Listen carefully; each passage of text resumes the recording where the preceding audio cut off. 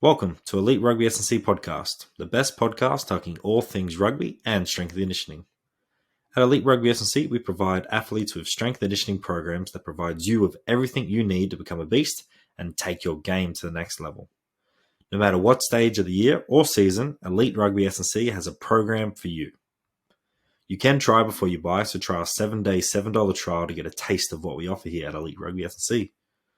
Also, sign up to our newsletter and receive free bonus content each and every single week. So take your game to the next level, become a beast, and join Elite Rugby S&C today. Today on the podcast, S&C Coach Jarrod joins me for a chat. Jarrod has been working in the industry for several years now, mainly working with rugby league athletes. But outside of rugby league, he works with a whole different range of athletes here in Canberra. On this episode, we talk about S&C for rugby league athletes. We talk about how Jarrod got into coaching. We talk about the 2022 ASCA International Conference. Jarrod talks about his coaching philosophy. And Jarrod provides an awesome insight into the Raiders pathway and what it's like being an S&C coach at the Raiders. This was a fantastic episode, and I just want to thank Jarrod for joining me. I know you'll get a lot out of this episode, team. Enjoy!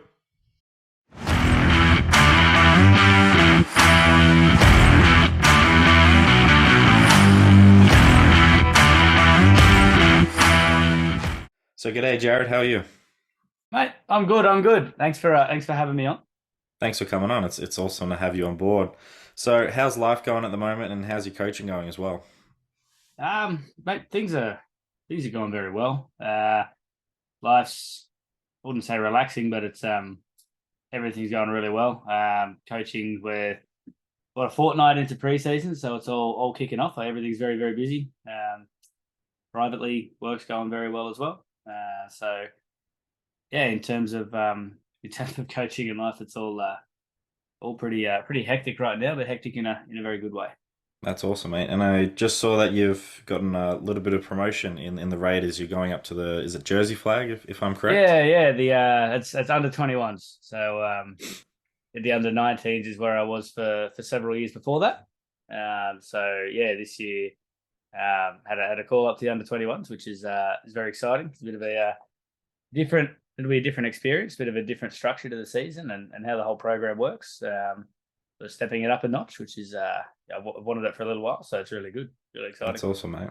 That's good. That's good. Hard work pays off, mate. It's awesome to see it. And you would have a fair few familiar faces in that squad, wouldn't you? From the 19s to the 21s, is there many faces that you know there? Yeah, it's been kind of funny in a way because in terms of both players and staff, I think every single staff member there I've worked with in some pretty close capacity before, and then yeah, I would say probably at least half of the players already have worked with for a full season. So it's been quite a smooth transition. Is probably a good way to put it.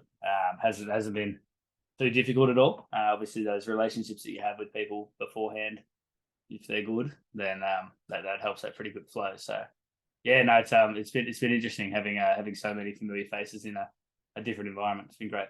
Definitely makes it a lot easier transition, as you said. So, and especially the players who haven't worked with you before, they'll be like, "Do you know Jarrod? Is he any good?" And then the players who you've worked with is like, "Yeah, he's really good." And then that's just like that easy buy-in, and then they'll just dedicate themselves to the program and do the best that they can. Yeah. I think I've had that. I mean, I hope I've had that. You don't know what people say when you're not in the room, but yeah, I think if you have that rapport and that respect with certain few of the playing group, particularly if they're some of the big dogs as such, if the other guys will see them, have that buy-in themselves, and they must, even if they don't verbalize it, they'll just assume, yeah, cool, he's half legit at least. Let's give him a go. But yeah, I've found it really, I don't want to say easy, really smooth in terms of everyone's switched on and everyone's bought in pretty well straight away. I mean, it's first 2 weeks, you don't know, everyone's excited the first 2 weeks, but yeah, so far that interaction between it's all been really good. I haven't really noticed too much of a difference between the guys I've coached before versus the guys I haven't. It's been good. I think as far as I can tell, they're all a really good bunch of fellas. And yeah, I think I'm quite fortunate with the group I've got coming into first year with 21s. That's awesome, mate. So what does the program look like for the preseason for the under 21s? What's your splits, just say, during the week that we've just come through? In terms of like, what's the Just gym and field, like what's that? So can you paint the picture for coaches who haven't been in the yeah, rugby league system before, like myself? yeah, of course. So it's actually very similar to under 19s. A lot of these guys, most of them are still going to be working during the day. So I suppose you'd say probably similar to what you'd have as a semi-pro type sport. Morning gyms at 6 a.m. on Monday, Wednesday, Friday, and then afternoon trainings, which would be 2 to 3 hours on those same days, Monday, Wednesday, Friday. So uh, morning gyms, I pretty much take a whole body approach and structure that based around what I'm doing on field and what the coaches are doing. Just basic stuff like keep most of the posterior chain work away from sprinting and all that sort of thing. But then, yeah, in the afternoons, you're looking at, generally speaking, there'll be X amount of time for meetings and such, which most systems and any sort of club is probably likely to have. And then it's all on field. So you're looking at your conditioning in and around, and my work in and around the coaching side of things, football coaching side of things. But that would obviously differ sort of week to week. But that Monday, Wednesday, Friday is pretty consistent all the way through. And then come season time, game day will be, generally speaking, Saturday. Awesome. That's really interesting split, and you probably really have to emphasize to these boys, make sure that you're fueling up throughout the day and staying hydrated because it gets pretty hot down here in Canberra, and if they're out on the tools or even if they're just sitting down at uni or a desk sort of work, like you really got to make sure that your hydration, nutrition are ready to go for that second session later in the afternoon. Mm. Yeah, absolutely. It's really interesting you bring up the in the tools versus the sitting down, because you have guys that do both. So it's interesting seeing the difference between, you'll often have the guys that have been on the tools and sort of physically working hard throughout the day, and they come in the afternoon and they have no worries because they're working hard and they have been Mm. hydrating, versus the guys who are maybe at uni or something that is inside, and they'll come in and that second session just hits them like a ton of bricks because they just haven't maybe they haven't been hydrating, haven't been preparing, haven't been, I don't know, maybe they've taken it a bit lax because they've been inside and haven't felt that, oh yeah, I need to have a drink. Mm. So it does certainly take a bit of time for them to, I think, adapt. And you can really see, I think, usually about a month in, who's switched on during the day and who's not. 100%. That's awesome. Thanks for the insight on that. So recently you attended the 2022 ACA conference here in Australia with yours truly. That's where we met for the first time. How did you find that experience, and what were the key things you took away from the weekend? It was good. I always enjoy them. Obviously, meeting people like yourself is sort of part of the reason that you go to these things. In terms of what I took away from the weekend, generally with those weekends, I don't really seem to have one or two big things that I go, sweet, yeah, that's what I took. It's more all of those little tidbits and little things here and there that you pick up that you then sort of start looking into and start applying, and then over the next few months will expand and lead you down different pathways. So there are a few things that I quite enjoyed from. This sounded really rude. I forget his name. The coach who set up the Pacifica Moana high performance team for the Super Rugby team, set up that high performance unit. I took a lot out of that, being a rugby presentation, obviously very very similar to league. So a few concepts and, I suppose, drills, particularly around change of direction and integrating it into the sporting side of things. Took a few things out of that I'm sort of exploring and working through, and I don't want to say change my line of thinking, but giving me a new line to go down. So that's sort of how I come from come into those sort of things. I try and come in with an open mind, and I'll look for the presentations or choose the lectures or events that probably take a different approach to what I'm used to. I try and get to most of the international speakers because they might have a very different perspective than someone who just happens to be interstate, and just having I suppose, understanding of how different people's perspectives can be as coaches doing the same thing. I suppose hard to articulate exactly sort of 2 or 3 key things I took away from the weekend, but there were lots of smaller things that I sort of integrated or am considering how to integrate over time. Yeah, it's great. I think that was the same as me, just taking those little things out of it and then just working on it. I think the main one for me was with Darlene Harrison and her talk about leadership, and that's just something I want to continue going on is and developing is how do I become a better leader as a coach, and how do I influence my athletes better and make sure that I'm giving 110%. So I think just little things like that and presentations that necessarily weren't about sprint profiling or jumping and plyometrics. It's the other stuff, because I think we all have a pretty good understanding around that, and we'll still pick up little things like the change of direction one with the coach. I can't remember his name, and how simple it was, and how everyone should be just doing the simplicity of these drills. And I took stuff away from that, but it was more the things that we weren't focusing on. The nitty gritty S&C was like the things outside of S&C, which you're a coach, you're a leader, and how your communication skills and just continuing to develop that. I found that talk from Darlene was awesome. I actually missed that one. The Darlene one. It's I've heard very good things about it. So Mm. I'm not sure which one I was seeing, I guess, at the time. So yeah, I don't know. It's hard to say whether I should have said, "No, I'll go to that one," or. Mm. I, But I'm hearing good things. I think that's the beauty of the ACAs. Like they'll have different presenters and speakers, and I think it was something that me and Ben talked about was like try and go to the ones that you probably don't think you want to go to, and you might learn Yeah, something different, and there might somehow it just relates back to what you're trying to do there at your team or organization. yeah. It's you can always find. I think you can find something out of everyone who, yeah, anyone really, and if it's something that's a totally different perspective, Mm. that's I suppose what you really want to go for. I'm just trying to look up that coach that we both each mentioned just to say who he is, but I can't find the list of presenters Mm. of ASCA. So That's all good. I would. apologies if he happens to be listening.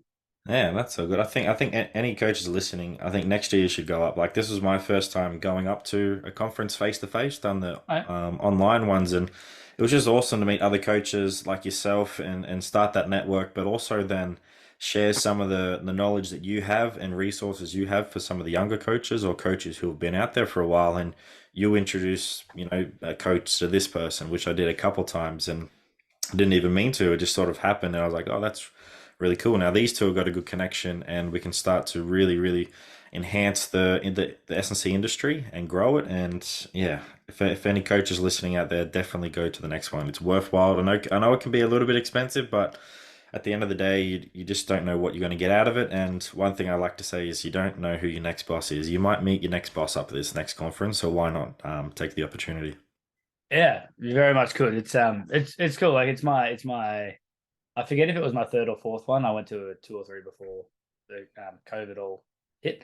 Um, and yeah, you don't really know who you're going to meet, and I guess yeah, how you're going to get on with people, and it's cool. You pretty much hit the nail on the head. You never really know. I mean, I knew one coach already the first time I went, and then second or third time, you're walking down the halls and you're shaking hands with 10 or 15 people Mm. that you've just met, and people remember good people that they've met, and you don't have to come out with anything groundbreaking or anything like that. It's just be a good person and take interest in what other people are doing, Mm. and that network and that community builds. 100%. So, growing up as a young lad, what sports did you play? And I didn't even ask you this question beforehand. Did you end up playing rugby league, or is that me just making something up? No, you I think you can being a rugby man yourself, you can probably tell who did and Okay, didn't. awesome. Yeah, no, you picked that one well. I was a rugby league nut as a kid, like that kid in school who people would be talking about it, and I've read the big league, the magazine beforehand, and had all the statistics for the week, and okay, this is going to be so and so 668th goal, and I was probably like that up until that 14 or 15. Just genuinely super obsessed with it. Watching every game I could. I had my room was covered in posters and everything. So yeah, I dabbled when I was really young. It was like under eight. Got one season of soccer in and one season of touch before. Yeah, mum and dad were like, "Yeah, sweet, you can play footy." Started in under 11s and went through to under 18s. Banged the knee up pretty bad, so sort of tried to come back in the next year, and it just wasn't going to happen. Had a partial ACL tear that the doctor decided to let it go on its own and recover, and yeah, I think I could be way off base, but it felt like it took a good 2 years to sort of come back, and yeah, I played a lot of touch footy in amongst that. Pretty much, it was league all the way through in terms of watching and playing. It was pretty cut and dry, really. Wow, that's awesome. Did you find have you found having that like early obsession with rugby league and really understanding the game, then becoming an S&C coach, and then coming back to rugby league as an S&C coach has really helped you and allowed you to connect with the players, understand how your S&C program helps rugby athletes as well? Yeah, I definitely think so. I think it's part of it. A big part of it comes down to that communication. How one might communicate. I can essentially, I think anyway, try and communicate in the same language that an athlete or a teammate might. Obviously, there's sort of social and age demographic things that I might not be up to speed with, but when talking about the sport to them, it's very hard to fake whether you genuinely understand a sport, and people can tell that. So having that understanding of playing and having that understanding of what it feels like, getting hit, and maybe not at that level. It still amazes me how fast and hard they can all move and Mm, hit. But it's sort of every training session I watch them hit each other and be glad I didn't make it in a way. mm, But yeah, having that understanding of it'd be like in rugby, right? Like with your rugby guys you worked with before, if you have an understanding of what it's like getting hit and having 8 guys dive over the top of you in a ruck, as opposed to just sort of having a concept of it. If you know what it's been like or what it's like down in the bottom of that big pile, if you know what it's like with 3 guys that are 100 kilos trying to whack you, you can't really fake that. And so, yeah, I think having that communication and having that understanding is very beneficial. And in terms of even the basic stuff like queuing and right, this is how we do this and this is why we do this, very easy to just naturally snap in and relate it to. In this context, this happens. Guys are like, oh shit, yeah, okay, cool, and they go from there. If you can make someone believe in what they're doing, then they're obviously going to take it a bit further. And if you believe in it and understand it yourself, I think mm, that's a lot of steps along the road. mm. I think it's also those little things we don't pay attention to, which is like Mm. passing the footy with your athlete. Like it's Yeah, kicking the footy with your athlete, or it's just doing these little things that relate back to rugby league, rugby union, soccer. It doesn't matter what sport it is. If you can have, or you've tried and worked on your passing, if you haven't been in rugby before, but if you can do all these little skills, and for a big one for me is throwing the ball because I used to be a hooker. So yeah. certain times I'll go in and throw the ball into the line and they'll just look at me and be like, "Whoa, you actually can do that quite well." But it, yeah, I used to it play rugby. it gives a little. I don't know if it should, but it does give a certain element of. I imagine you felt sort of a certain element of respect in that point. Mm, And yeah, it's I imagine there were probably moments where with yourself, I try and do this as well, where if something comes up, if you see a player doing a certain something and you think, I'm an S&C coach, but that's a skill component that I can fix. The coaches have heaps on their plate. If you go in and give them a tune up or something like that, they can tell if you know what you're talking about or not. And if they go, oh, mm, okay, this guy's actually done this, then most good players will, they don't care who it is. If someone knows what they're doing, they'll listen and they'll learn. mm. I'm sure you've had something like that where you sort of, I suppose, taken what you've done when you were playing and gone, look, this is how I do this instead. Yeah, it's sort of been like a catch-22 there. Like I remember being a bit younger, like 5 years ago, working with the Brumbies women's team. The coach at the time, I think, was more of a backs coach, wasn't really a forwards coach, but was doing a lot more forward stuff. And we had a tens competition coming up, and the girls were playing up at Suncorp, and there was a few of them who didn't know how to pack down into a scrum. so that's where I took over, and because I knew the coach didn't know anything about it, so I was like, I took over and gave some little skills and tips and all that, and then throwing and all that. But it sort of shot me in the foot a bit because like a week or two later, I was doing something and the coach just had a massive go at me. It wasn't because of the skills thing, but it was more because I didn't give the girls a drinks break after like 5 minutes of conditioning because we are doing a back to back block. But I knew I might have gone too far with the skills a couple of weeks ago, and just a couple of losses and just other external things.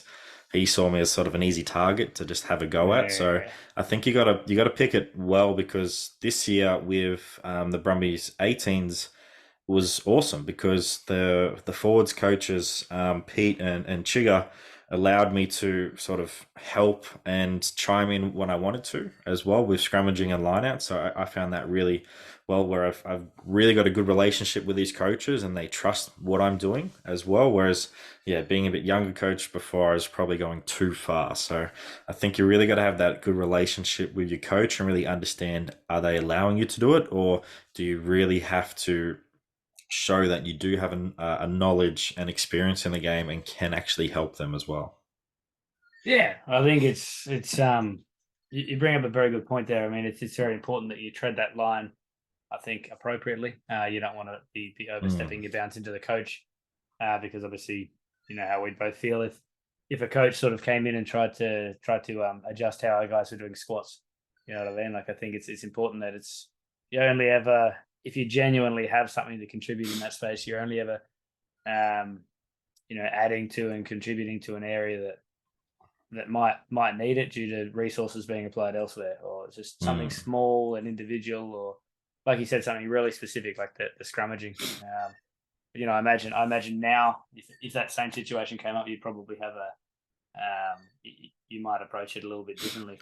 Yeah, I probably would have Where communicated with the coach a bit more, as like I was only an assistant S&C at the time, so I really didn't have that sort of confidence. But if I had my time again, I would still do it. I'd just be better at communicating and talking to him. Can I go do this and help these players, because you're not providing the service to them, and it's a safety thing as well. Like, these girls are going to go up against other players who know how to scrummage, and if they yeah, didn't know how to set up properly or get in there, they're just it's a safety risk. And it sort of comes back to another thing which I experienced like three a bit years ago now, was returning athletes from injury into contact, and the head coach at the time was short on numbers, and these two girls had only mm, done two return to contact sessions, and he's like, "Yep, they're good to go." And I was like, "No, they're not. Like, they've they're just done not. two basic contacts areas, and their skill wise, they just and technique wise, they don't have it yet, and they're not confident or anything like that." So it sort of comes back to, like, I think as an S&C coach, don't see yourself as just an S&C coach. You're also there to make sure that players are ready to perform, and safety as well. So I had to stand up to this coach, and we had a pretty good go at each other, and he was getting really aggressive. So, and I just had to put my foot down and say, no, these players aren't ready to go. Safety wise, they're going to hurt themselves. The Mm, technique's not there. The confidence isn't there. I don't care if you're short on numbers. Like, I'm putting yeah. them before the team, because at the end of the day, they're just going to hurt themselves again and probably make it worse. So I think it's, don't see yourself as just an S&C coach. You really got to make sure that you can step up when the time, like when you need to, and make sure play safety is a massive, just in the forefront of your mind, because you don't want to, yeah, rush players back and then they get hurt and then it comes back onto you as well. Yeah, I think especially in a context where a lot of S&Cs will be in a context where they might not have a medical team, or Mm. someone in that sense. I've been pretty fortunate in that I sort of always had throughout most of my career. There's been like a dedicated physio and rehab crew there also, which I know is for the level I've been at quite rare, which is really been really good. Um, I'd say yeah, I've certainly had to lend my voice in that sense of nah, probably I don't think this player is quite ready, but I've Mm. always had very good rehabbers and physios on that sense who have sort of put their foot down and said, no, this is where we should be. But at the same time, yeah, I do feel very fortunate in that I've never really encountered an issue like the one you said before, where there's been a coach who's gone too far one end. It might sound a bit sort of wishy-washy to say, but the coaches I've worked with so far have been very much player safety first and foremost. So I've sort of had, I guess, the opposite end to that situation where I've gone, yeah. It's probably just a rugby union thing, mate. Who knows? No, it's. I'm sure I'm just in a fortunate situation because you hear this sort of thing come up all the time when you're talking to coaches. Oh, so and so did this, but I've always been, I think, in a good space in that sense. Obviously, you see it and hear it, even just other teams on the sideline and stuff. You go, that bloke just got knocked out and stayed down for 7-8 seconds without moving. Now you put him out there. You say that with opposition and such, and again, I mean, I don't know what was going on the sideline. Maybe world's greatest doctor said, "Hey, that guy can go out," but sometimes you see other teams send an 18-year-old kid out there with big issues, and you just, you got to be that if you need to. I think that voice of reason.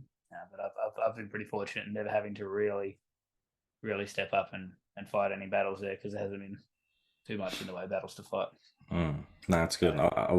It's probably good that you haven't because it means you've got a really good team there and everyone understands they're putting the players first before the team as well and making sure that everyone's ready to go and they're not putting the team first, if that makes sense. Like, it's a team sport. Everything we do is for the team, but there's sometimes you need to put the player above the team and make sure that their safety and welfare it comes first. Yeah, well, like you said, it's a team sport, but the individual has a life to live as well. So if it's ever going to be something that causes them an issue, be it the short term or long term, I think it's we've always tried to, and I've always tried to take that holistic approach. Like if this player is going to be able to go forth and play a game, and there might be in a little bit of discomfort, but there's no risk of of further damage or of any significant damage. If it's just a bruise or something like that, doc says it's cool. Physio says it's cool. All right, I trust him. But if there's ever a risk of look, this player's going to go out and bust something up, like it's NRL or Super Rugby Grand Final, maybe you make the player let that call. But I think in all the situations I've been in, it's always very much been player welfare first. We got more to consider than just the result. And I don't think anyone wants to be the coach, S&C coach, physio, or anyone who throws a player out there and I guess has to live with the consequences of something going wrong. 100%. I think we've probably talked about that subject a bit too much, so we're moving on. So when did you decide you wanted to become an S&C coach, and was it always an area of interest? And can you speak a little bit about your coaching journey as well? Yeah, it's kind of an interesting one for me. I'd very loosely, because I was always, like I said, always a rugby league guy. I remember when I was about 12 or 13 having a very loose discussion with my dad about it, saying, like, I've heard about this strength and conditioning job, and I remember him going to. He had a mate of his who happened to have a mate who was an AIS S&C coach, and anyway, he just managed to get. He asked the question to him of, "Is that an actual career path? How does it go? What is it?" And the answer I got back as a 12 or 13-year-old was, it is a career path, but it's very hard to get into. I heard there's only a couple of hundred in Australia. Maybe I heard it as the world when I was a kid. I don't know. I was like, wow, that'd be tough. It sounds really lucky to get into, and just sort of, I guess, forgot about it. And then, basically what happened with me becoming an S&C coach is I knew I wanted to work in sport as soon as I did my knee and realised I was a 5'6" injured football player and probably not 6'5", did you say? something like that? Yeah. I was. I think I remember my last year of under 18s, just local level. I was giving away 14 kilos to the next biggest bloke on the team. It was it was bad. I was a small bloke, but anyway, I sort of figured, look, I'm probably not going to make it there, but I knew I wanted to be involved in sports somehow. So I knew it would be in exercise science or something in that sporting, what we do. And I went, looked up all the unis, was going to do physio, but ended up going to UC because I saw they had a really good University of Canberra, sorry. So they had a really good intern program where they had all this list of, the fancy badges, basketball teams, Brumbies were on there, Canberra Raiders, so on and so forth. And I thought, man, I'm already in Canberra. Try and get an internship with one of these guys, and hopefully the Raiders and the league guy. And I'll see what comes of it. And you happened to get into that, and I thought I would go into it, and I'd honestly expected to be more on the maybe sports science, GPS numbers side of things, performance analysis or something of the sort, not knowing exactly, what the various branches of high performance were and how roles worked. I just thought I'd probably be sitting there at a computer and whacking numbers in and watching sport. And then when I took on that internship, I just found myself more and more drawn to the gym side and the S&C side of it, and just sort of started noticing over it. Lasted about 18 months. Over that time, that everything I did was I just gravitated towards that. I wanted to be the guy helping in the gym. I wanted to take the rehab guys through their programs. I really was fascinated by, you can make a cue or do something, make some small change here, and then 4 months down the track, it's visibly noticeable here. You can go, this effect came from that.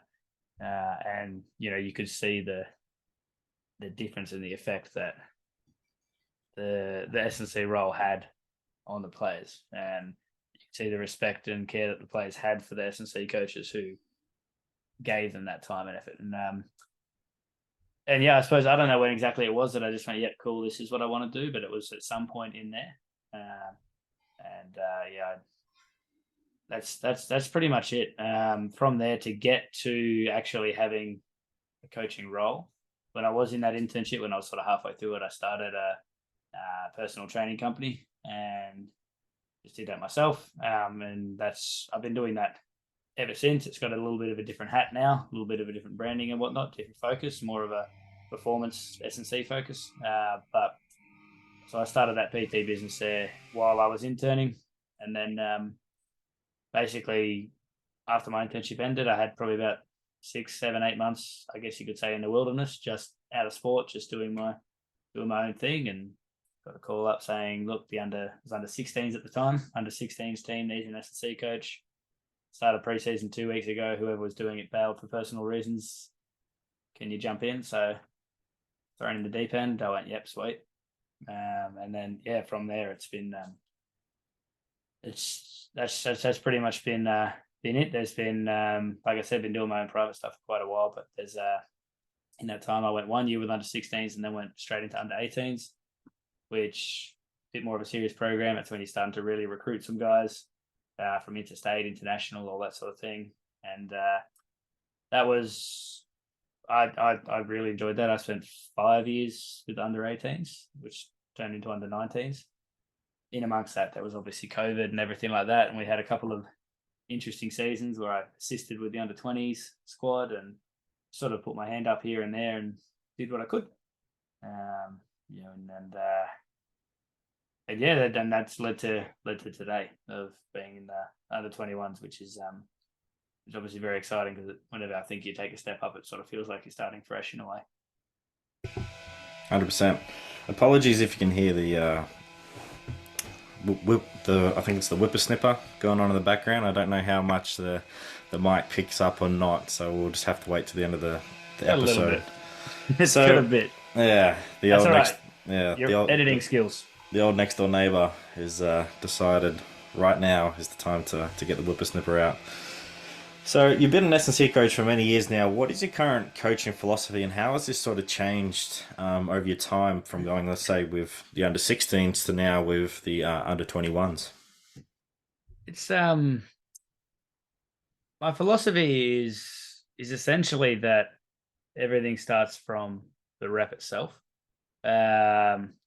It's maybe not something that a lot of people focus on too hard, but I sort of noticed early days, and this could well be to do with the guys who mentored me, who I started under, the approach I took from them. Nigel Ashley Jones and Lee Woodbridge were two of the guys that obviously mentored me and worked with me a lot when I was a young coach. But I come at things from an approach of it's rep first and we build the program out.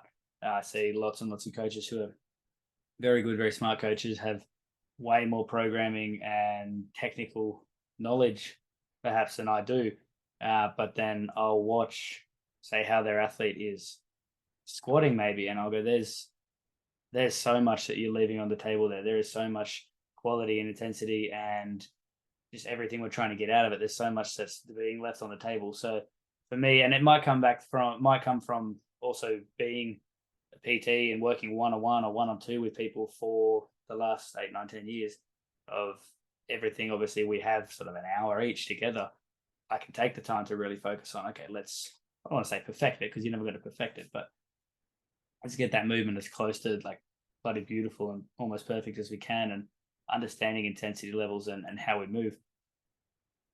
But for me, it starts from the rep. So if it doesn't matter if the program is custom, if someone's lifting with genuine intensity and genuine quality and mechanically everything is as bang on as it's going to get, that for me is what tends to lack in a lot of folks' programs who may not have had so much hands-on experience. And it only comes from, I think, hands-on experience, being able to adjust someone's movement and cue them and get them moving and understanding and believing in what you're saying, in that the rep itself is the core and the crux of what we do.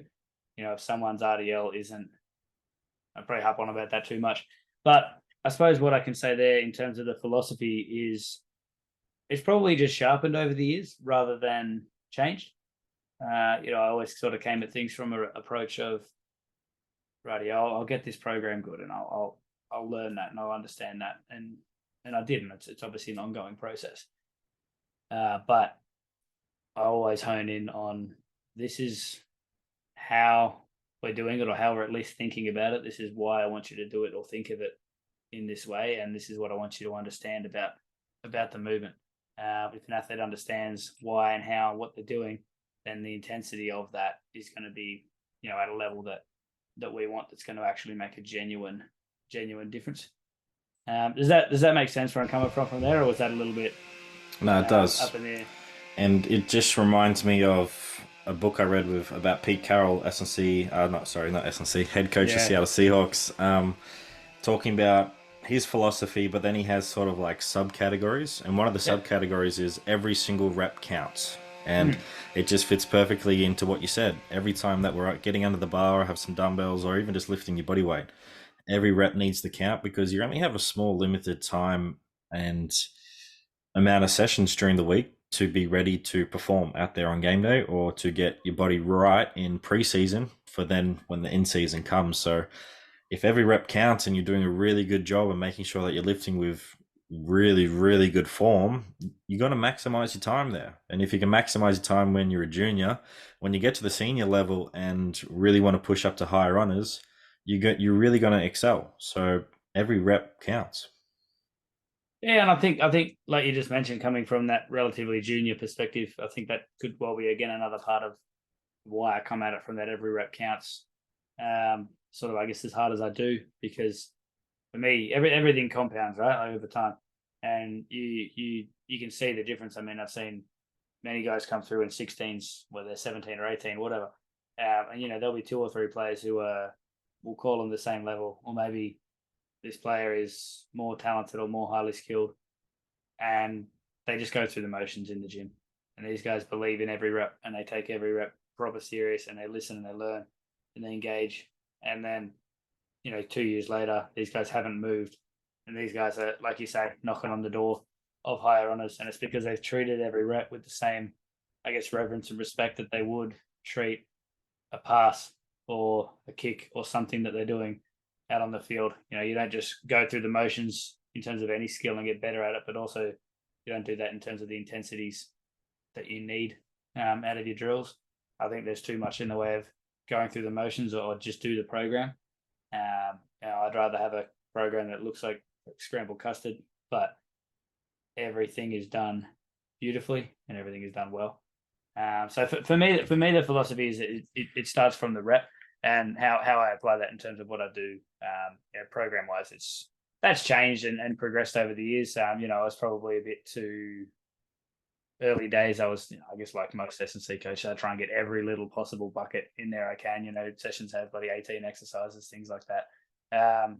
That's tightened up very considerably over the years. That's I'm much more of a big rock sort of guy right now. Hit your real big ticket items and do those really really well, and you're going to be 80-90% of the way there, and we'll nail down the rest of it in and around that. But yeah, get your big movement patterns right, get them right genuinely with intensity, and yeah, you're most of the way there. 100%. I love that. So, besides having every single rep counts and it's a massive focus in the gym, is there any other sort of keys to having a successful S&C program in rugby league that you can think of off the top of your head? There are. Hard to articulate in neat, snazzy sentences, I reckon. Or maybe I'm just not good at that. But for me, working with the coaches and putting your programs, putting your workloads in certain things in the right places is key. When you sort of start off, it's everything probably big intensity needs to be done. Big intensity, high intensities and high neural loads needs to be done early. You think of it like that. I need to do my deadlift squats and deadlift first and my back squats first and all of that. But if your coach's biggest day is the Monday, and that's when they're doing, say, an opposed session and they're playing a game simulation, there's going to be very, very heavy, intense running loads and sprinting and so on and so forth. Maybe you need to take a back step with that strength program in the morning. Maybe you just do upper body on that day and switch to a upper lower split or something like that. So I suppose that's just an example, but one of them for me is, I don't want to say coach management because you're not managing the coach, but managing your program around the football or the sports side of things. I think that's something that a lot of S&C coaches, we try and build it from our side of things and let the football work around it. But ultimately it's a football or a sports program. Whatever that's going to be is what that's going to be. So make sure that yours fits into those gaps nicely. In terms of rugby league, one of the big ones for me is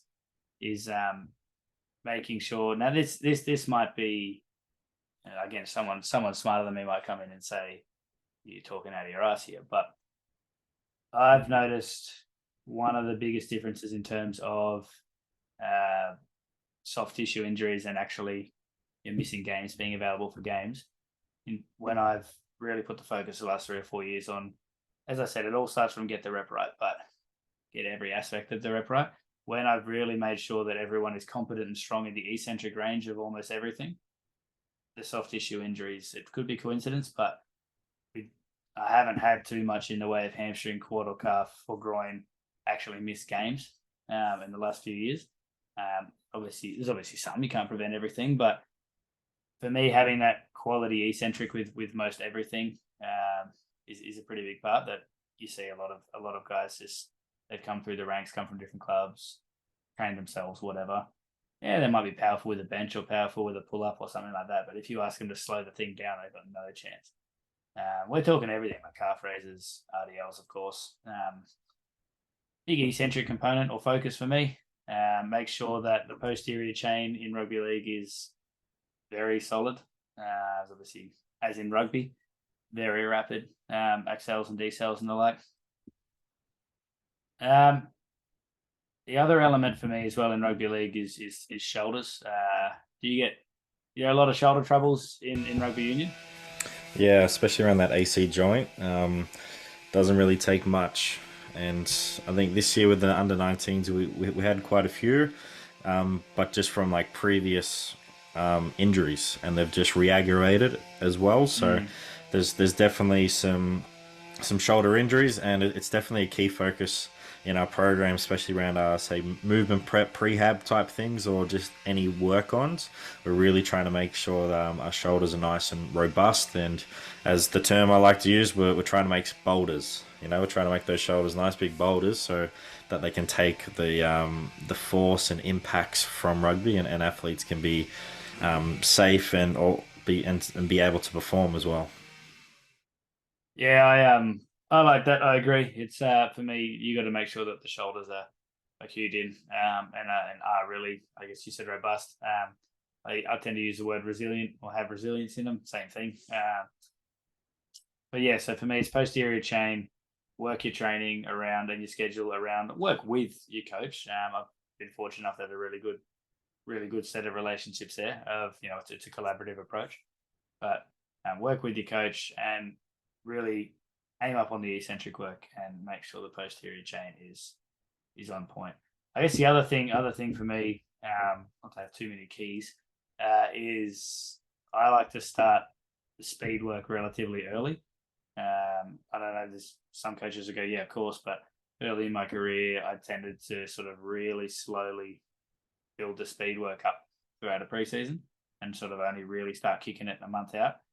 Much more a fan of, depends on whatever the system is now, but much more a fan of bring some form of speed, change of direction work in very early and just make that a staple of what we do every single week. And I found it much easier to manage and navigate hamstrings and other soft tissues by doing that. Hi everyone. We just wanted to take a break from this episode. We hope you are enjoying this episode so far and also all the content we have produced. We appreciate all the support from our listeners and followers so far. If you haven't already, sign up to Elite Rugby SandC newsletter today. We provide you free, exclusive content each and every single week to our subscribers. Link in the bio. Remember to like, subscribe, and share Elite Rugby SandC on social media to all your friends and families. So thanks again for your support, and now back to the episode.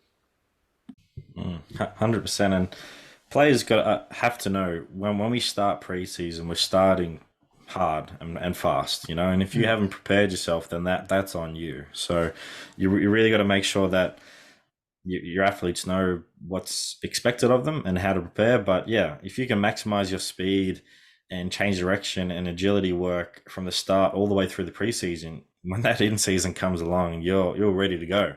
Whereas if you're leaving it sort of to that last month and really kicking it, yeah, it's probably going to take an extra month or two for you to really see the benefits of that. And then in season, you really have to play around with fatigue management as well. So yeah, I really love that approach. And sometimes it just takes you as a coach time to learn that. You might think, yeah, I want to slow things and slowly, gradually build up. And I've done the exact same. And then the next year I'm like, oh, I probably could have started them a lot higher, and a bit more intense and challenge them a bit more. But those are the things you just got to learn as a coach and make sure that you're paying attention to your playing group and making sure that your athletes know what's expected of them as well each and every session so that they can recover, get all the hydration, nutrition, doing everything that they need to do in their sleep, and make sure that they come ready for each and every session. Yeah, absolutely. I think it's as long, like you said, the player expectations is one of the keys there. Communicating that to the guys and girls, I think is really important. I think when starting as a young coach, you sort of, or I did at least when I was first on, you'd sort of worry about breaking players.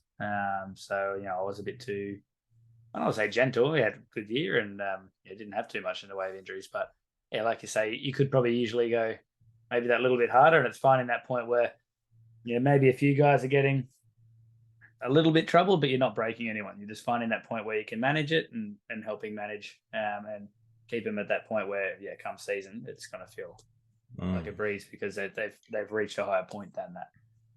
Yeah. So as long as everyone's as safe as you can get and still making that really good progress, I think happy days. So to sort of turn the heat up a little bit more, and you play around with that. The longer you're in the game, and the longer you're the more comfortable you are with managing and making sure that the guys are healthy. 100%. So when you're not playing or coaching, sorry, I was going to say playing. When you're not coaching, what do you like to do in your spare time? Is there any sort of like TV shows? You got sort of, I know there's a lot of books behind you, as I can see in the video. Is there any certain hobbies that you like to do? I do. Obviously, like you sort of allude to, I do read a lot. It's a bit of mix of everything. In terms of hobbies, I obviously have a few, but the last probably couple of years, really sort of but pushing things forward business wise, and in terms of Raiders work in football as well. There's not heaps of spare time. I've gotten pretty into the Formula One recently. The old Netflix shows really sort of piqued my interest in that, as it has, I think, for a lot of people. I follow that a bit, but that's only occasional on weekends, so that's not too much of a stress. Obviously, spend a fair bit of time with my partner, and we do a bit of all sorts of things. But yeah, so there's the reading side of things. I'm a big sport guy, big American sport. Love American football. So if I'm watching things or if it's on TV, it's probably that. And yeah, in terms of your TV shows and the like, it's generally going to be just the sort of standard Netflix surfing type thing. Throw it on while I'm doing something, doing some work. Have done a fair whack of like recreational running and whatnot in the past. Not recently. Sort of did it a bit again during COVID, like everyone did. But nah, man. Aside from that, it's I'm not too colourful. It's it's pretty simple. I don't need to get too fancy, too complicated. At this point, I enjoy what I do very much on the day to day, and I've got good people around me. So for the most part, that's all I need at this stage. Awesome, mate. And people probably don't want to hear me elaborate on the NFL. Spoken about it many times on the podcast, so I won't. But it's interesting that you noted Formula One, because I saw something on TikTok the other day with Verstappen, and how I think it was recently they wanted him to allow his driver to go past him, and he's like, no, I'm not going to do that, because they wanted to finish 1 and 2 towards the end of the season, because obviously that's a goal if you are in the sponsorship rights and all that. And Verstappen was like, no, I'm not letting him pass. I've told you guys at the start of the year, I have my reasons. And I was like, wow, like what a shit teammate that is. And we go back to talking about teammates. Like, that's a perfect example of, like, you got to put the team above you. Like, don't be so selfish like that. And I just, that opened my eyes, because all I've heard from Verstappen and people talking about is like, he's one of the best to do it. He's awesome. He's such a high performer. And then I saw that, and I'm just like, wow, like that's just told me everything that I need to know about you. It's interesting. Hey, did you do you follow it at all yourself, or was it just that? No. So do you have any of the backstory around that? Like, not really. So essentially, now again, I've only followed it sort of this year and watched the show through probably 3 or 4 times. But from what my understanding is, the previous year when Verstappen won, maybe it was the first year, he's won the world title twice. The first year he did it essentially was only on the back of Perez's help, his teammates' help. Like, Perez's job was on the last race, he basically was just a pest to Lewis Hamilton and just blocked him and held him back and let Verstappen get a lead or catch up or whatever it may have been. So, and it's funny, there's all these articles coming out of the list of times that Perez directly helped Verstappen to get those 2 championships. And yeah, I don't know how much you saw of it, and they said it's all swept under the rug and everything's fine, and he was dirty. I think there's 1 race to go, and now Perez and the other bloke Leclerc are tied on points. So now it's just a straight shootout. But yeah, I don't know what the difference is between 6th and 7th, but I think it's a couple of points. And Verstappen's already won the title. He wasn't going to win the race. So yeah, let your boy in. There's obviously more to it. I don't know. I could go on about it for a while. It's fascinating to me. Yeah, and it's just for me, it comes back to just your ego and probably something I've spoken on the podcast before is just get over yourself. Like, don't put your ego above the team or above the situation, and really make sure that you're doing the best that you can for the team. And yeah, just get over your ego. Like, it's such a dangerous thing for everyone, and you just limit yourself in certain areas, and obviously you're learning as well. Like, as coaches, and say for the ASCA conference, if you go up there thinking that you're the best coach in Australia or in the world or in the thing that you do, and a younger coach can't really teach me much, or the person who's above me, I'm better than them. Like, if your ego puts you in that situation, like, you got to get over yourself, because you can learn from other people and other coaches. And as we talked about in sport, like if you put your ego above the team, I really don't want you in my team, to be honest. Yeah, I think 100%. I agree. I think the biggest, the smartest person in the world can learn something from the dumbest, and that transfers. That's vice versa, of course, and that goes anywhere. So I guess it doesn't matter how smart you think you are. I guess if you think you're really smart, you're probably not. But yeah, like you said, anyone can learn from anyone. I think anyone should take that open Mm. mind. You never know what someone has to teach you or what you can learn. Like I've learned more from my athletes than I've probably taught myself. Mm. No, I love that. So you've had the opportunity to work with to coach many great athletes who have gone on to the NRL level. What has helped them to get to that next level, and why did they make it over other players? It's a really interesting one that I think in our space something that a lot of people don't consider enough is number one thing is talent and ability. Yeah, some guys were always going to make it. Uh, guys that, but then there's those guys who had to work for it. So for me, the biggest thing that got those players through to the NRL is they genuinely developed, whether it was a passion or whether it was just a determination. We'll call it a passion. They developed a passion for the process, and it was every single bit of the process.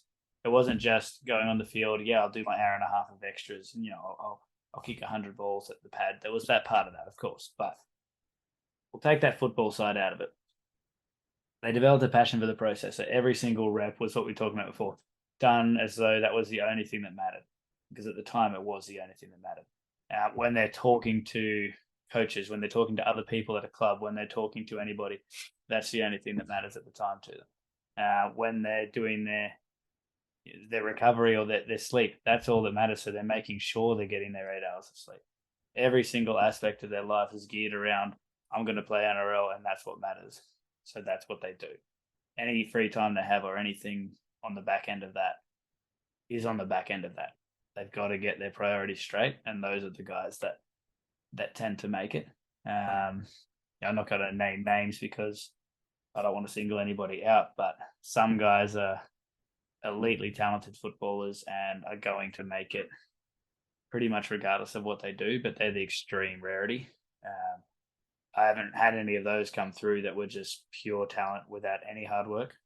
Every one of mine's also had to put that work in, and it's obviously the gym and the S&C side of it plays a part, but all we can do is facilitate what they want to do and how they want to apply things. But for me, it's a headspace thing. It's not, they're bigger, they're stronger, they're quicker. Because when you get to that point, everyone's big, strong, quick. For me, it's a headspace thing. You can see by the way that they approach what they do, the way they approach other people. Everything's about becoming a better footballer or a better person, and then they let the rest of it take care of themselves. Whether they make it or not, they just want to be better.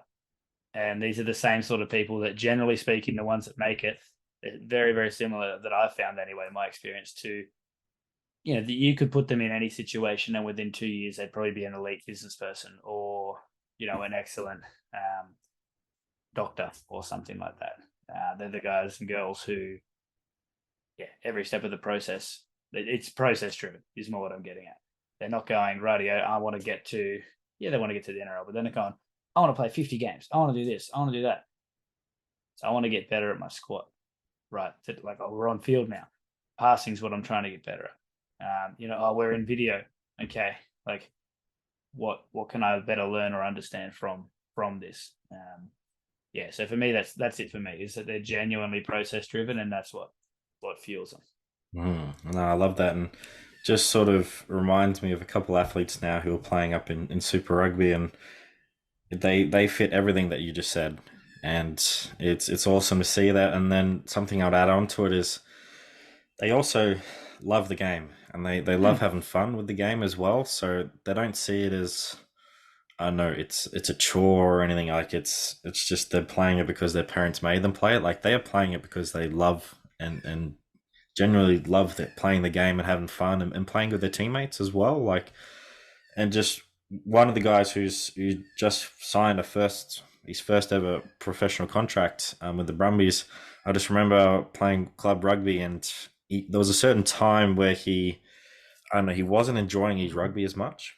So when I was on the sideline carrying the water and being one of the sports trainer, I would ask him during the game, "Hey, you having fun?" And there was a couple of times when he was really serious, and he looks at me and we're like, "Oh yeah, shit, I got to remember to have fun." And then when we started to get some better performances, he was having fun, and I'd ask him, and he's like, "Yeah, I'm having fun." Like, it was just reminding him of that enjoyment, because he got too focused and zoned in on wanting to make that push for the next level. He forgot to enjoy the process and enjoy being around his teammates and just enjoying getting better. And then when I think he had that balance of, I want to make it, but I also want to have some fun along the way. I think that's really allowed him to then get this opportunity with the Brumbies and potentially have his first cap this upcoming season. Nice. That's really cool. I think that's important, right? Like, enjoyment for me is part of the process, and you can see that that's built into what the best guys and girls do. So the way that he was able to sort of flip that and tune that to where you guys wanted it to be, I think that's important, because if you're not enjoying it and having fun, I can talk about the process all I want, but in and amongst that, yeah, these guys, like, everyone's got to remember that they're there because they love the game, and that is what you should always have. That if you're not loving the game, you're not going to love the other stuff. But if you love that game enough, then it's so much easier to just become that process driven and be that process driven person, because everything's leading towards something that you love. 100%. So, what advice do you have for athletes out there looking for a reliable S&C program? As in, like one to sort of like purchase, or to come and Yeah, pretty get much. on with it. Just like I might be in a space or where I don't have access to quality coaching, so I'm looking to find a good S&C program, or I'm in an area with heaps of coaches. How do I select a coach that could really help me? First of all, I'd say look at Be Better Performance or J Free Ah, Performance. sneaky plug. I would say look at J Free Performance. You know. Um, no, it's an interesting one, hey, because it's very I don't want to say easy, but it's a very marketable thing. S&C and sport. What I would suggest is, it's hard for young coaches, but what I'd suggest for athletes looking for a program is find someone who has genuine credentials. And when I say genuine credentials, excuse me, I don't mean necessarily degrees and all that. Like, it's great, but it's not hugely relevant. What my suggestion is find someone whose athletes have achieved sustained success. And when I say sustained success, I'm not talking about, they've had one big dog who's gone on to play 20 NRL games or 30 NRL games or something like that, because maybe they just lucked into that. What I'm talking about is, have they taken, whether they specify down on one niche and like they're a hockey S&C, or whether they go broad and they take it to any sort of sport. You need to be able to see that over a period of years, they've taken people from all sorts of different demographics. Maybe the scrawny young hockey player to the big bulky semi-pro to the guy who's already played the Olympics. Have they taken a whole broad range of people and made them better over a long period of time? So if they can do that and they just put that out there and say, yep, these are my athletes, you can train with me or you don't have to, that's fine. If they're not putting a hard sell on you and they have that sustained level of success and helping their athletes, then I would suggest that's someone who you probably want to go to, because they know they're good at what they do and they are good at what they do. And if they're not really, really hardly pushing the sell, they probably don't need your money either. So they're not going to desperately try and get your business. They're just going to do what's best for you. So in the private field, that's for if you're trying to find a coach. And the same thing applies for programs. Right? If you're trying to buy a program and you go, there's someone who just says, I've done a primary school PE degree. Like, that's obviously a very important role. Not diminishing that, but that's probably not someone that you want to buy a high performance program for an elite lacrosse player from. So find someone who's genuine, find a program where the coach has genuine, sustained success at the level that you're trying to get to. There's no point you working with a coach who has only worked to here if you're trying to get to here. Is essentially what I'm getting at. I could talk honestly for hours on that. Being in that sort of as you are, I suppose selling things, and we're in a field where there's a lot of people out there who probably shouldn't be selling or marketing things as they do. So it's a bit of a minefield.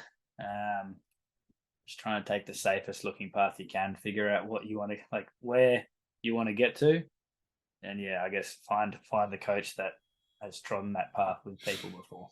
100%. And I'd probably just add on that, like, to see if that there's no like fluff around that coach. Like, are they posting stuff that looks really too good to be true, or they're saying, "Do this, and I'll guarantee that." Like, I promise you, the good coaches out there will never say that. It's like, if we do this and do this program, it's going to help you get there, but we're never guaranteeing you to do this to get that outcome. Like, it just doesn't work like that. But yeah, just if there's a bit of fluff around them, just maybe move on, or maybe ask a coach that you've worked with in the past, because you'll say you're in Sydney, but now you've moved down to Canberra. Like, see if they know anyone, and you could ask, is this coach actually good at what they do? No, they're not. Sweet, go see this one as well. So I think there's many things that you can do to find out if they're actually a good coach and someone for you. But yeah, I would say don't go with someone who you just don't get a good vibe for, and just trust your gut feeling. And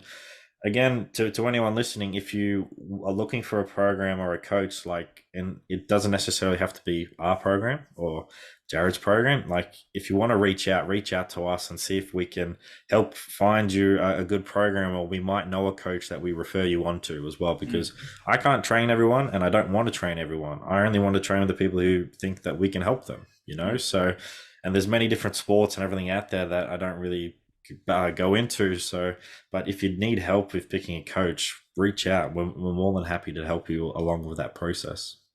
Yeah, absolutely. I think that's important, right? Like, we can't, no coach can train everyone. So if someone's trying to, if they go, are you a bang bang bang bang bang bang, and list every single kind of athlete or person in the world, and then say, this program's for you, it's probably not. Like you said, we can't train everybody, so we want to train and work with and provide programs to people who need them and who will get something out of them. So I think you hit the nail on the head there. So what advice do you have out there for S&C coaches wanting to work in rugby league? It's tough to get into. My biggest bit of advice would be have some sort of coaching going outside of that. So whether, like, I'm pretty fortunate, right? I started a PT business that kicked off pretty well. I've been able to coach throughout the day, all the way through, get that hands-on experience. My biggest thing is you'll need hands-on, genuine coaching experience. Like I said, the degrees and the coursework is great, but it's very, very difficult to get into a program without having some sort of hands-on experience. Generally speaking, you're going to probably need to take on some sort of an internship or voluntary work with a local club, which I think is great. My biggest bit of advice is just get your hands on a team and make sure that you are able to get real coaching reps in, whether that's as an intern at a club, like a big club, or an intern at a small club, or you just reach out to a local footy club and say, hey, I'm an S&C coach. Can I train your guys for half an hour twice a week? Find yourself an environment where you can make mistakes. Coaching in a team environment is very different. If you run a group fitness class or something at a gym, it's very different. It has its own challenges, but it's very different to running, a local squad of, you might have 15 guys show up one day, 5 guys the next, and 45 the next day, as I'm sure you've had some experience with as well. My biggest thing is get the coaching reps. So find a team that you can work with, whether it's intern or not. And then, mate, from there, it's honestly just be as helpful as you can and be the best genuine person that you can. Have your athletes' best interests at heart. I know it sounds a bit wishy-washy, but if you don't genuinely care about the athletes and the club and what you're doing, people notice. And people, it's dead easy to tell if someone's in a rugby league S&C program for themselves, or versus the people who love it, but they're in it for the benefit of everyone else around them. So, yeah, I suppose I don't know how actionable as such that is necessarily immediately. It's not necessarily a pathway, but find yourself, a rugby league team to work with. Volunteer your time. As much as we all want to get paid, you're probably going to need to volunteer your time. If you can get something paid, sweet, go for it. But volunteer your time and don't be shy about asking the question. It's probably the biggest thing. If you find like, cool, I really want to work with this team, find a coach on LinkedIn, find them on social media, and even just put the question to them and say, look, can I potentially come and just see what you do? Whether it's internal or not, can I see what you do for a week or a day or something like that? I had that before many times. I'm sure you have as well. And a lot of the times we're not going to be able to help, but we can at least try and steer you in the right direction. I'll give you a bit of advice. Generally, S&C coaches, as you well know, Kieran, are very, I suppose we try and be helpful to our own. So, yeah, if there's someone who's interested in what we do, people in league are almost always going to be happy to try and give them a hand somehow. There's only so many opportunities in rugby league to be an S&C coach that gets paid. And then especially when it comes down to amateur and semi-professional, there's only so many opportunities. So you're probably going to have to start off with a volunteering role, and not get paid, but you have to create that opportunity to get paid. And if you've already done the work and trialed and tested programs and changed your sort of philosophy and all these little systems that you got in place, when you get that opportunity to potentially get paid for the role that you're doing, you're ready to go, instead of the opposite, where it's like, nah, I deserve to be paid for my skills and stuff. You get into this role and you probably don't deliver, and you're probably under a bit of stress, and you probably just can't do the best job that you can. So unfortunately, we are in an industry where you sort of need to start off with bare minimum wage or just coaching for free and doing some PT or something on the side, which is what you've told, and something that I've done as well. And there's nothing wrong with that. Like I'm glad I sort of was forced to do a bit of volunteering coaching, because it really made me question myself, like, do I want to be a coach? And at this stage, like, yes, I want to be a coach. I want to do it for a very long time. So, and then being a PT was awesome as well. I learned so much being a personal trainer, and I would say definitely do both worlds of S&C and PT. And then something I want to allude to what you talked about before is work with that club. And it doesn't really take much for people in the rugby league community or rugby union community to get a vibe for you and say, yes, they are actually a good coach, or no, they're actually not that good. And you probably won't get that next role. So it just doesn't take long for you to get that next role as well, if you put a bit of time and effort into it. Yeah, absolutely. I think it's you're right. It's people. These are small communities. S&C in general is a small community, but if you're specifically wanting to go in league or union, like you say, it's pretty tight, and people if you're a dickhead in one unit or one group, by the time you get offered an opportunity somewhere else, someone from your former club is probably going to be there, and they're going to go, no, don't bring him in or her in. So yeah, making sure that you're genuine there. Something else you alluded to, but it's passed me by. So that's all good. So moving on to the last sort of part of this one, I think this might be our longest episode yet, breaking records, which is awesome. Yeah, I told you to talk. Yeah, moving on to the Triple H. So can you think of a hardship in your coaching career that sort of stands out, and how did you get through this hardship, and what did you learn as well? I came as soon as you mentioned that. I sort of had without going into specifics, I had a role that I was really keen on a couple of years ago, and I sort of thought the opportunity was there, and got passed over for it. Another colleague of mine got the role instead, and he was fully deserving of the role. But I probably realized at that point, I was disappointed I didn't get it, but realized at that point, well, that's more of a reflection on myself than on anyone else, because the coach who got it had been pushing and pushing and not pushing for that role, but he'd been reaching and developing and growing and really pushing himself to be better. Whereas potentially I'd maybe let myself get a bit relaxed or not stagnant, but hadn't been making the progress on myself and my abilities that I should have been doing. And it's sort of, I sort of had two choices there. I could have, kicked the tin down the road and just got the shits and thrown a tantrum. But I sort of decided, I'll give myself a couple of days to be a bit disappointed by it. And then, what can I learn from it? And basically what I learned from it was that I wasn't doing enough to better myself as a coach, and I wasn't putting everything into it. Comes back to what we talked about before. Every rep matters. I wasn't putting every single thing into every single day that I could have. I was just too busy just enjoying myself, and that's part of it. But yeah, basically what I did from there is I just decided, no, I'm just going to be as good as I can, not with any expectations at the end of it, just because that way, no matter what happens, I know I've done my best and I've given my genuine best to all of my athletes and everyone around me. And at the end of the day, no matter what happens, that's how I'm gonna be able to one day walk away from the career saying I did everything I could, regardless of when or how that is. Hopefully, it's a very, very long way away that happens. And yeah, so basically nothing hugely hard. I didn't get fired or anything like that. I've been very fortunate in that sense. But for me, it was a bit of a kick in the guts, and it was something that was self-inflicted.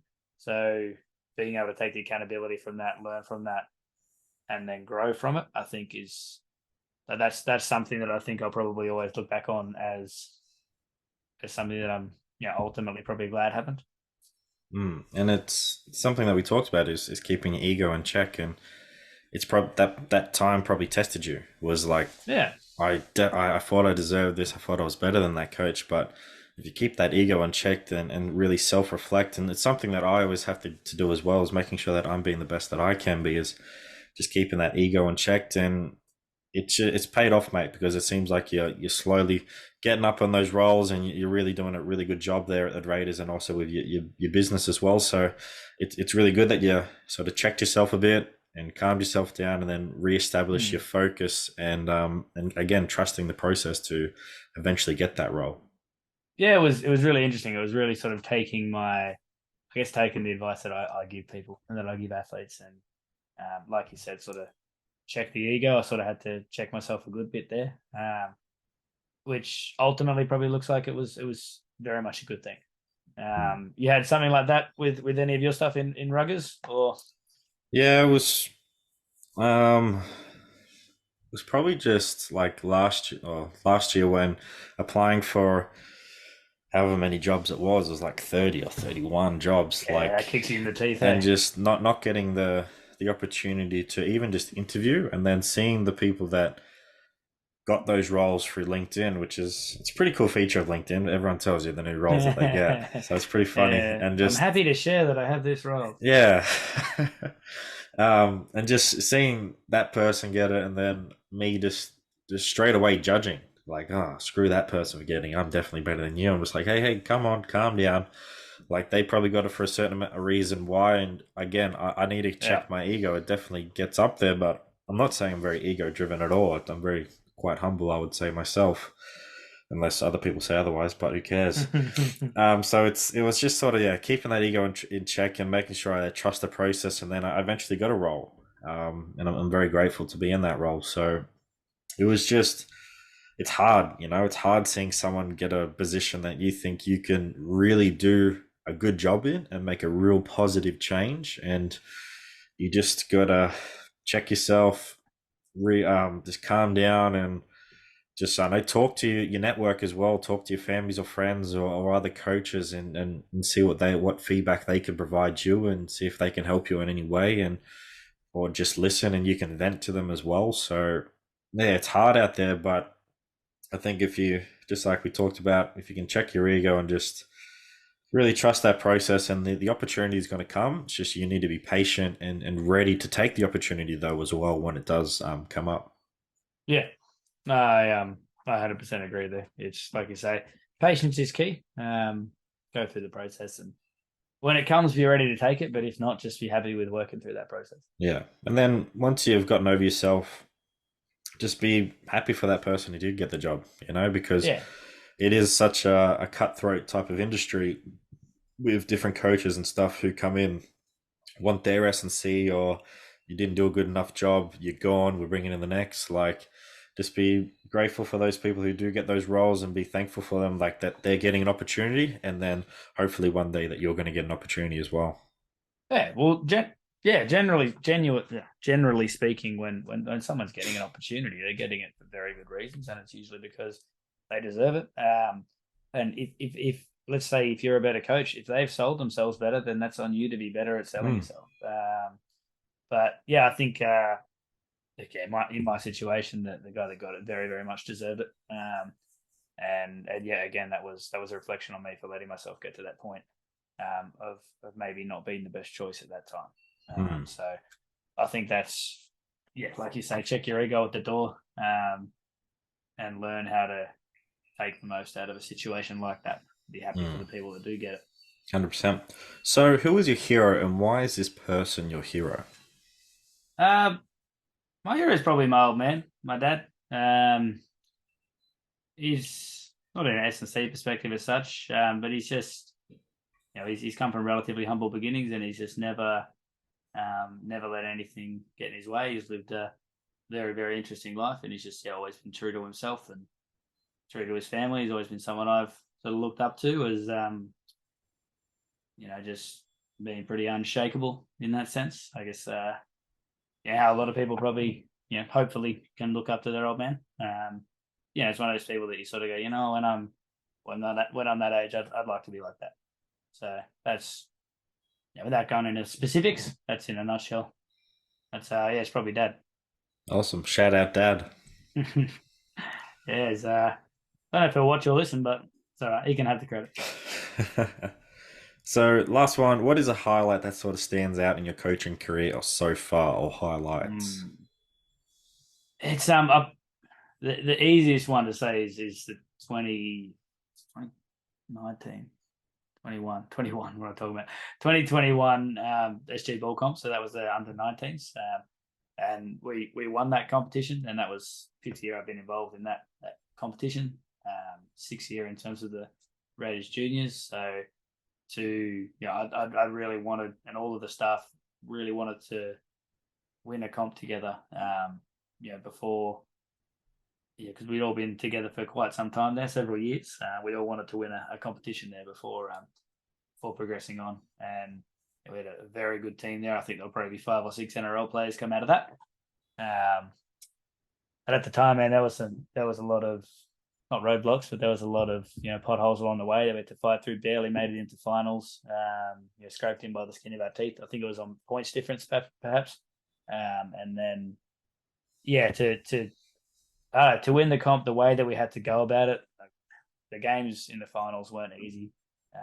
The last 2 games that was a highlight. It was just, it was a very emotional time. I still feel a great amount of pride in what the players did. Some people might look at it and say, "Oh, it's an under 19s comp," but it's the best under 19s rugby league comp in the world, and that was, the amount of time and effort and energy that went into that, and the amount of growth and just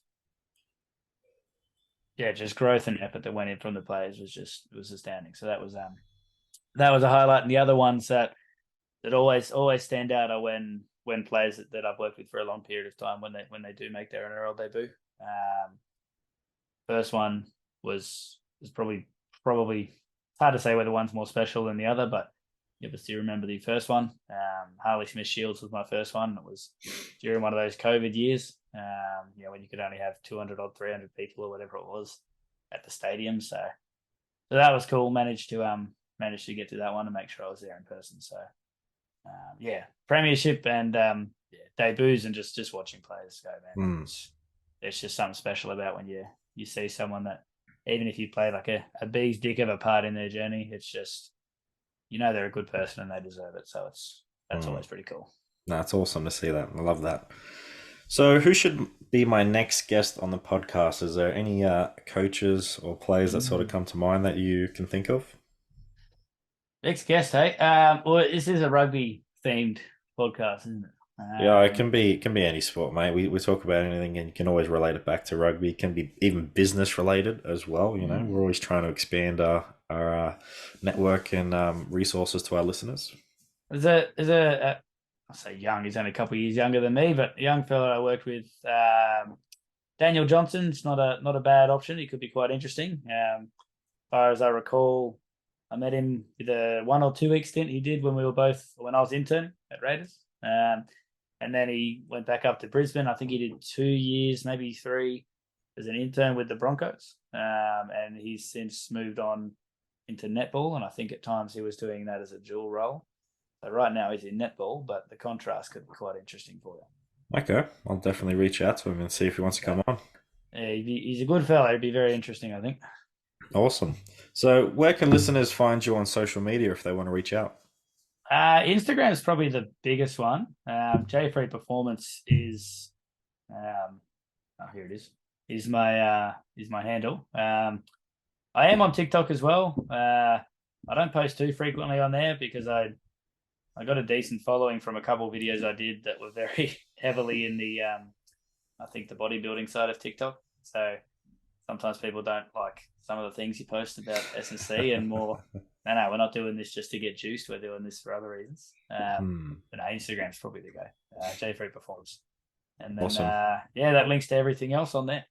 Sweet. I'll pop that in down below in the show notes as well. So thanks for joining me today, mate. It's been awesome to better understand your story and the knowledge that you have in rugby league as an S&C coach. And it's been really cool just to really just learn more about yourself. And like I said, we definitely met up at the ASCA conference, and again, it's just another plug for them. You don't know who you're going to meet and what resources you can share, but also just learning people's stories is awesome. So thanks for joining me today, mate. It's been really cool. Mate, thanks for having me on. It was good fun.